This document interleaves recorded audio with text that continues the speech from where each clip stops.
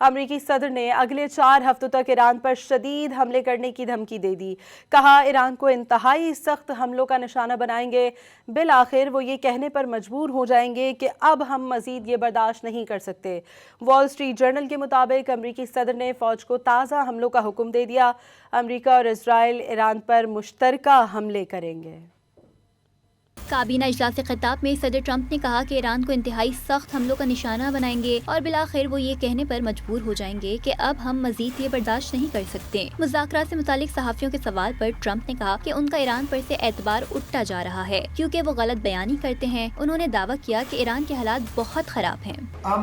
losing faith in them because they do lie and they do misrepresent. Well, the other day the 5 missiles were shot. We knocked them down, but we were in the midst of a negotiation. I mean, I'm waiting for Steve to call me. How's the negotiation going?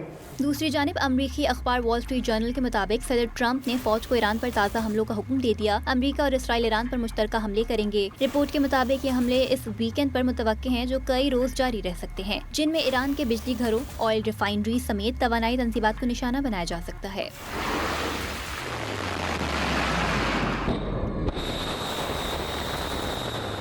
جبکہ ایران نے امریکہ اور اسرائیل کے اہم infrastructure پر جوابی حملوں سے خبردار کر دیا۔ خاتم الانبیاء بریگیڈ کے اعلیٰ ترین کمانڈر میجر جنرل علی عبداللہی نے امریکہ اور اسرائیل کو خبردار کرتے ہوئے کہا کہ جارحیت کر کے بھاگنے کا دور ختم ہو چکا۔ انہوں نے کہا کہ غلط اندازے لگا کر کیے جانے والے کسی بھی کارروائی کے نتائج بھگتنا پڑیں گے۔